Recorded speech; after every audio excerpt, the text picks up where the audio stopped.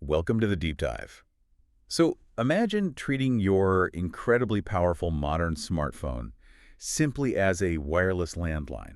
Right? Like you have this device capable of fundamentally restructuring how you interact with the entire world, but you only use it to, make phone calls from your kitchen table. It's a massive waste of potential. Exactly. And that is exactly what a shocking number of leaders are doing right now with hybrid work. Yeah, they really are. And it's causing a mass exodus. We're looking at a comprehensive paper today by Dr. Jonathan H. Westover. And the stats in here are, well, they're wild. Absolutely staggering. Nearly 69% of Generation Z's voluntary turnover stems directly from dissatisfaction with work fulfillment. They're specifically citing inadequate work-life balance and a lack of real flexibility. So they're just packing up and leaving. And we have to remember the sheer scale of this group. Right. For you listening, just for some demographic context, Gen Z represents a demographic equivalent to roughly 28% of Indonesia's entire population. Right. It's a massive chunk of the global workforce. It is. They are rapidly taking over, and the traditional corporate model is, frankly, completely failing them. Okay, let's unpack this, because our mission today is to move way beyond that simplistic remote versus office debate, right? Right, because that 69% figure, it's the ultimate wake-up call. It proves that what organizations are offering right now is just fundamentally misaligned with the psychological requirements of the modern worker. So, Dr. Westover's research, what does it actually tell us about the state of hybrid work? Well, it makes it abundantly clear that hybrid work is no longer just a pandemic-era emergency response. It has evolved into a permanent structural reality. Yeah, it's not going anywhere. Exactly. But the core issue is that just handing someone a laptop and telling them, oh, you can work from your dining room table on Fridays, that's merely a logistical shift. It's just moving the physical location of the keyboard. Precisely. For hybrid work to actually prevent burnout and keep this generation engaged, that basic logistical flexibility has to be paired with deep psychological support. And really intentional work design, I imagine. Yes. Very intentional. Okay, so we know why Gen Z is leaving, but what are they actually looking for? Because I think we need to draw a very hard line here between two concepts that leadership teams constantly confuse: job satisfaction and work fulfillment. Oh, they're entirely different beasts. Are leaders basically just assuming that if they provide like a comfortable ergonomic chair at home and a reliable direct deposit, their employees should just be thrilled? That is the exact trap. I mean, job satisfaction is really just about contentment with your working conditions. So the baseline stuff. Right. It's the salary, the benefits, maybe the lack of a terrible commute. Essential, but not exactly inspiring. No, not at all. Job satisfaction keeps you from complaining. But work fulfillment, that is a multidimensional psychological experience. Which means what exactly? It means experiencing your work as intrinsically satisfying, you're autonomously motivated, and the work is an authentic expression of yourself. Fulfillment is what actually gives you a compelling reason to open your laptop with energy every single morning. I got to push back on that a little bit, though. Okay, go for it. Isn't it incredibly risky for a young professional to demand that their 9-to-5 job be an, quote, authentic expression of self? How do you mean? I mean, let's be real here. Sometimes a spreadsheet is just a spreadsheet. Setting the bar at authentic self-expression for every single administrative task, that just feels like a recipe for constant crushing disappointment. That's a really fair point, but what's fascinating here is that the research proves this isn't just some generational quirk or entitlement. It's not just Gen Z being demanding. Not at all. Yeah. It is a biological and psychological necessity. It's rooted in something called self-determination theory, or SDT. Okay, let's break down SDT for the listener. So this framework argues that human beings have three non-negotiable psychological needs. First is autonomy. Meaning self-direction, like being the boss of your own time. Exactly. Feeling like you are the author of your own actions. Second is competence. So being good at what you do. Right. It's that fundamental need for mastery, effectiveness, and knowing you actually bring value. And the third is relatedness. Which is connection, belonging, feeling like you're part of a tribe. You nailed it. So if we drag those three pillars, autonomy, competence, and relatedness, into a hybrid work environment, how do they actually hold up? Well, they're put under immense stress if the environment isn't engineered correctly. Give me an example. Let's look at competence. In a traditional office, you get a constant stream of microfeedback. Like a nod from a manager in a meeting or a quick, great job in the hallway. Right. You feel competent. But in a poorly designed remote setup, you send a report into the digital void, and you hear absolutely nothing back for 2 days. Oh, wow. Yeah, in the absence of physical cues, that silence just feels like a massive failure. Your sense of competence plummets. It does. And relatedness suffers the exact same fate. Without the casual collision of, bumping into someone making coffee, you are just a node on a screen. So autonomy seems like the only one that naturally benefits from remote work, right? Because you control your own schedule. Actually, even autonomy is a double-edged sword here. Wait, really? How so? Because if you have schedule flexibility, but your manager is secretly tracking your keystrokes or monitoring your mouse movement. Oh yeah, that awful tracking software. Exactly. If that's happening, you don't actually have autonomy. You just have a different, more invasive flavor of micromanagement. That makes total sense. And the paper points out a crucial mediating mechanism here. Flexibility and balance, those are just the raw materials. Okay, so how do we get to actual fulfillment? To create work fulfillment, those raw materials have to be funneled through something called employee engagement. And how does the research define engagement? It's defined by vigor, dedication, and absorption in the task. Hmm. You don't get fulfillment just by sitting on your couch in sweatpants. Right. You get it when your flexible environment actually allows you to dive into a state of deep, uninterrupted focus. Okay, so if fulfillment is the psychological engine and engagement is the fuel, what happens when we suffer from a fulfillment deficit? The fallout is severe. Because treating hybrid work like a glorified wireless landline sounds a lot like sensory deprivation. If the physical cues of the office are gone and fulfillment isn't purposefully built into the system, it's got to hurt the bottom line. The financial impact alone should terrify any executive. Let's hear the numbers. The research indicates that replacing an employee who leaves due to a lack of fulfillment costs between 50% to 200% of their annual salary. 200%. That is wild. It is, because that accounts for recruitment, onboarding, the lag in productivity, and crucially, the institutional knowledge that just permanently walks out the door. And what about the people who stay but are miserable? That's the more insidious cost. It's the silent killer of productivity, reduced discretionary effort. Meaning they aren't necessarily quitting, they're just psychologically withdrawing. Like doing the absolute bare minimum to keep the paychecks clearing. Yes, quiet quitting, basically.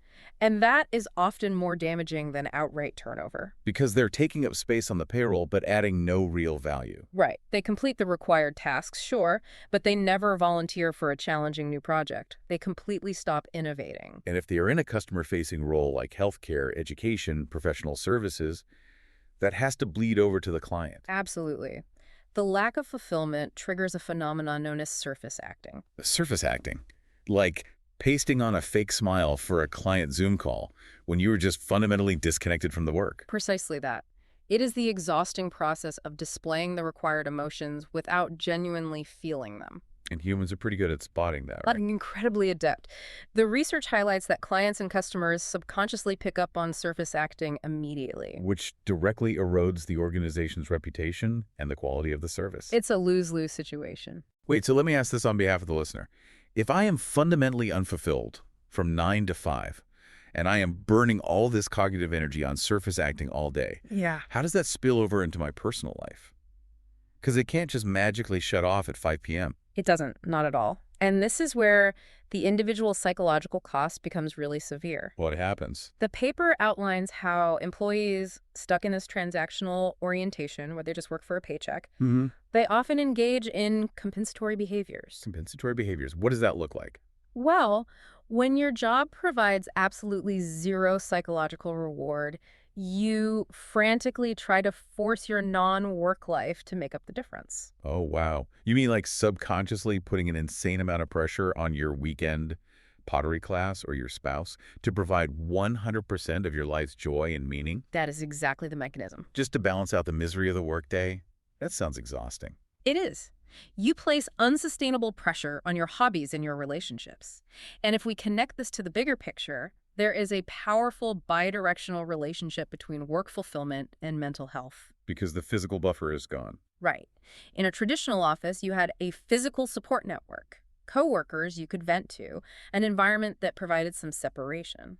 But in a hybrid world, you are often just sitting alone in your house. Exactly. So the protective psychological effects of actually finding fulfillment in your work are more crucial than ever. You don't have the physical office to absorb the stress anymore. Okay, so if the financial and psychological costs of this deficit are so catastrophic, there have to be organizations figuring out how to stop the bleeding. There are. The research outlines a very clear corporate playbook. Awesome. Who is actually getting this right, and how are they doing it? Let's dive into the 5 evidence-based strategies.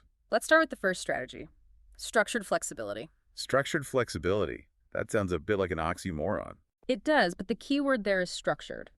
Leaving hybrid work entirely up to individual whim creates absolute chaos and inequity. Okay, so who's doing it right? Microsoft recognized this early on, so they implemented team-level guidelines and deployed technology for seamless transitions. But the most critical element of their approach is how their leaders explicitly model boundary management. I love that. Because if the CEO is firing off emails at 11 p.m. on a Saturday, a so-called flexible policy is completely meaningless. Exactly. Everyone down the chain feels terrified and pressured to be online, regardless of what the HR handbook says. The stated policy means nothing if the behavioral modeling contradicts it. So true. Another great example is Deloitte Australia. They address this by providing incredibly specific training for their employees on boundary management and digital well-being. They actually train them on how to log off. Yes, they treat setting boundaries in a hybrid environment as a technical skill that must be taught, not just some natural instinct that everyone magically possesses. Here's where it gets really interesting to me. There's this irony that unstructured flexibility, just vaguely telling people to work whenever they want, actually causes massive anxiety. It does. Which brings us to the second strategy, which focuses on outcome-focused performance rather than hours. How do companies actually enforce that? Because old habits die hard. Atlassian is a prime example here with their Team Anywhere policy. What do they do?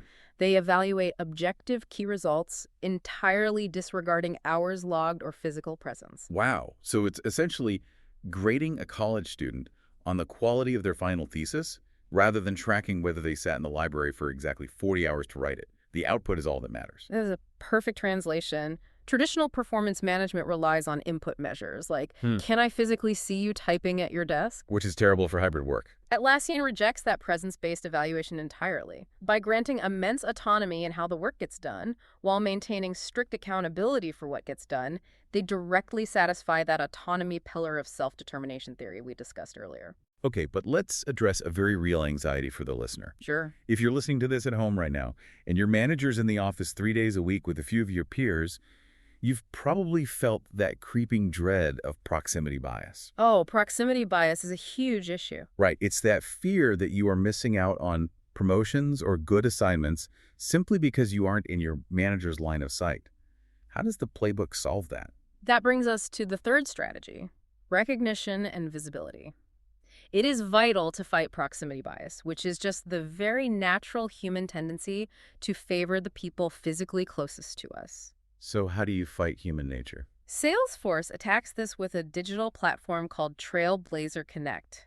It allows employees globally to track and share peer recognition. Oh, I see. So it creates a digital paper trail of social proof. Yes, but more importantly, this peer recognition data feeds directly into formal performance reviews. That's brilliant. By engineering visibility into the system, Salesforce ensures that a remote employee's contributions are just as visible and formally valued as the person sitting in the cubicle right next to the boss. It purposefully sustains that competence pillar. Exactly.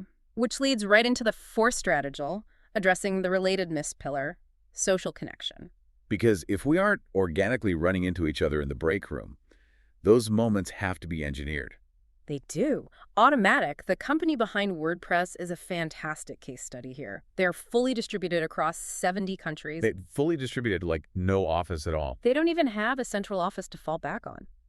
To offset that immense physical distance, they rely on highly active, asynchronous chat, formal buddy systems for every single new hire. And this is key, incredibly intensive, week-long in-person meetups every single year. So they do get together, it's just very concentrated. Right. They view social connection not as a distraction from the work, but as the fundamental infrastructure that makes the work possible. Okay, so we have autonomy, competence, relatedness. What is the final strategy in the playbook? Development pathways. Gen Z demands growth. If they can't see a future, they bounce. So who is getting the development piece right? Accenture tackles this directly. They require tracked learning hours through their Accenture Academy. Okay, lots of companies have learning portals, though. True, but they don't just leave employees alone with a digital portal. They pair that required learning with dedicated human career counselors. Ah, so there's a relationship there. Yes, it satisfies the competence need by ensuring constant guided growth. So looking at Microsoft, Deloitte, Atlassian, Salesforce, Automatic, and Accenture, the common thread here isn't a specific software tool. Not at all. It's intentionality. They aren't just crossing their fingers and hoping for fulfillment to organically happen. They're aggressively engineering it into the system.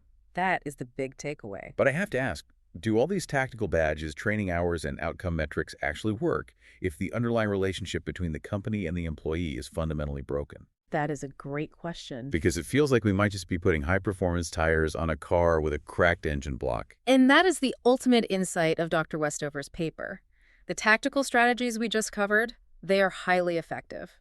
But they completely fail if they don't rest on a fundamental recalibration of the psychological contract. The psychological contract, explain that. The old model of the psychological contract was beautifully simple, but it is now completely dead. Rest in peace. What was it?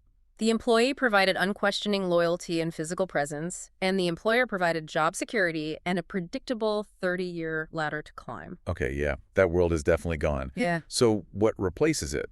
Because if the new contract is based on mutual value creation, Yes. as research suggests, Right. does that mean companies are basically admitting, look, we know you're only going to be here for 2 years, so let's just extract the maximum amount of value from each other while you are? That's how a lot of people interpret it. Doesn't that conditional relationship sound incredibly cynical? Like it would destroy any chance of genuine loyalty. This raises an important point, and it is the exact fear most traditional executives harbor. But the research proves the opposite. Really? Yeah, that level of transparency actually builds profound trust. Look, Gen Z has watched traditional corporate loyalty yield very little actual security for previous generations. You've seen their parents get laid off after 20 years. Exactly. So when a company is completely honest that employment is an ongoing conditional choice rather than a lifelong marriage, it rings true. It's authentic. Do you have a real-world example of that? Patagonia. They make explicit, transparent commitments to employee well-being and mission alignment. They tell you exactly what their values are, and they expect you to align with them. And the result? They experience incredibly low turnover, even without offering the highest compensation in their sector. The authenticity of the contract creates the retention. So transparency replaces blind loyalty. How does that impact the actual day-to-day management, though? It forces a shift toward distributed leadership. Which means? Well, Spotify uses a squad model that pushes decision-making authority all the way down to cross-functional teams. So the managers aren't dictating every move. Right. They actively remove hierarchical bottlenecks and give the people actually executing the work the power to make the calls. It's treating employees like adults, basically. Exactly. Rather than a parent-child dynamic where the manager magically holds all the answers. And I imagine this ties into finding purpose in the work, too. It absolutely demands a relentless focus on purpose and continuous learning. The Cleveland Clinic is a great example here. What do? They train even their non-clinical administrative staff on how their specific daily tasks impact the overarching patient's first mission. That's powerful. Everyone understands the why behind their spreadsheet. Yes. And General Electric does something similar with learning. They frame continuous education not as a fun perk, but as a mutual obligation. The company provides the platform, and the employee is obligated to keep expanding their skill set. You got it. And perhaps the most radical shift in this new psychological contract is the concept of exiting with dignity. Exiting with dignity. Yeah. When an employee eventually decides to leave, progressive companies no longer treat it as a betrayal. Oh, I've definitely seen some managers take resignations way too personally. Right. But now, smart companies treat it as a natural transition. It's an opportunity to expand their external network. That lack of toxicity around departing must be highly appealing to a generation that values authenticity above almost everything else. It's a huge selling point. So what does this all mean for you listening right now? As we synthesize these massive shifts, the overarching takeaway for the learner is pretty undeniable. It really is. Work fulfillment in the permanent hybrid era is not a soft, nice-to-have HR perk. It is a hard, measurable strategic imperative. Completely agree. Whether you are a leader trying to prevent your Gen Z talent from walking out the door, Or maybe you're a Gen Z professional trying to navigate your own career. Or just someone trying to protect your own weekends. Yes. If you're simply trying to optimize your own hybrid work life, the blueprint is right here. Understanding that logistical flexibility is totally meaningless unless it is paired with structured engagement, outcome-based metrics, and a deep, authentic sense of shared purpose. That is the only way forward. It demands absolute rigor. Organizations have to apply the exact same level of investment, psychological insight, and analytical thinking to their employee experience that they currently reserve for, say, their product development and financial strategies. They have to treat it like a core business function. Exactly. The companies that figure out how to satisfy autonomy, competence, and relatedness through a screen, those are the ones that will win the next decade of talent. They absolutely will. Yeah. But before we wrap up this deep dive, I want to leave you with a final lingering thought inspired by Dr. Westover's research. Let's hear it. The paper makes it clear that physical distance naturally weakens the emotional bonds that used to anchor us to an organizational identity. The grand buildings, the logos in the lobby, the corner offices, they're kind of fading. You really are. If our workspaces continue to dematerialize into pure digital environments, just avatars, Slack channels, and shared documents, Yeah. what will belonging to a company even look like in 10 years? That's a profound question. If the physical office ceases to exist as a cultural anchor, will we eventually stop working for places altogether and only work for purposes? Wow. It is something to deeply consider the next time you open your laptop at your kitchen table and fire up that incredible, powerful wireless landline. Take these frameworks back to your own teams, challenge your existing workflows, and start engineering a little more actual fulfillment into your day. Thanks for joining us.